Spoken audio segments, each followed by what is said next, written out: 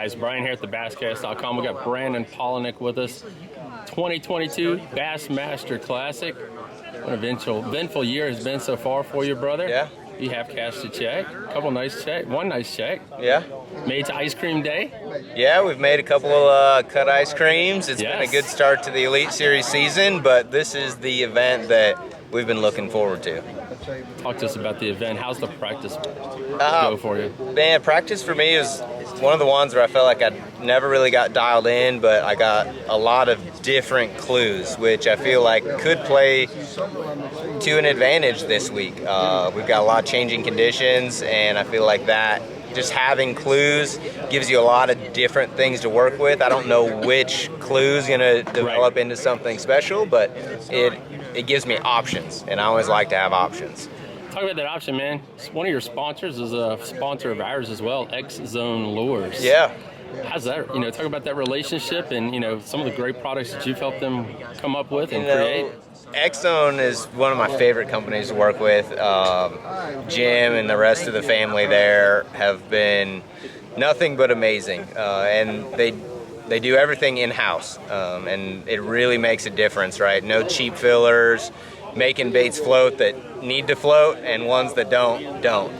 One of the latest ones, which actually releases tomorrow, March 4th, drops Friday of the Bassmaster Classic, is the new Hot Shot Minnow. This is one that we worked on the last year or so, and this is a really incredible bait. We designed it really for drop shotting and for nose hooking. It's got a little hook slot in here to help keep that bait straight and help you rig your bait perfectly straight. But it also does a phenomenal job on a Demiki rig because this bait floats. So in the water, it sits perfectly horizontal, which is extremely important on that Demiki style rig. And that tail being just a little bit thicker and heavier creates a lot of movement with very little action, so you're able to keep it in the strike zone a lot longer. Brother, man, good luck to you. Thank you. Do you think that you've had, like you said practice a little rough, but do you think you might have some locations that will contain some of the big fish that's going to be needed for this event? Because it's going to be one of the days, a lot of the anglers, 12, 14 pounds per angler, but it's going to take that longer. It really is. Yeah, weights will be really tight. You're going to have one or two big bites a day if you want to win, and it's going to be the guy that makes the right adjustments at the right time that does that. And at this point, it's anybody's game because nobody gets paid and nobody gets a trophy for winning practice. That's true. Let's talk about YouTube. Yeah. You are probably the #1 phenomenal on YouTube. Man, I'll be honest, I watch every video myself. A couple times probably. Yeah. But what has that been like for you, having a cameraman with you 24/7? I mean, he's a wild dude. Man, it's weird not having a camera on the water.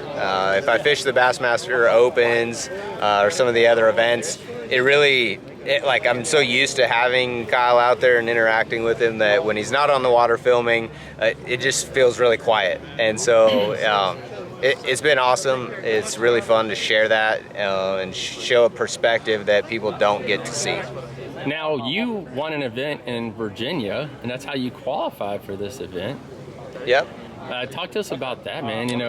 We never got to catch up. So yeah, the James River. It's always been and you've done really well there. It's been a really good place for me there. I don't think I've missed a top 10 since we've been there for the Opens. I don't know how, but I've always been able to figure something out during the event and end up walking away with a good event. And I was finally able to close out a win. And I did it with the least amount of practice I've ever had. I had a half day of practice because we were coming straight from a Bassmaster Elite Series event. And I think that actually helped me because we had changing conditions like we have this week.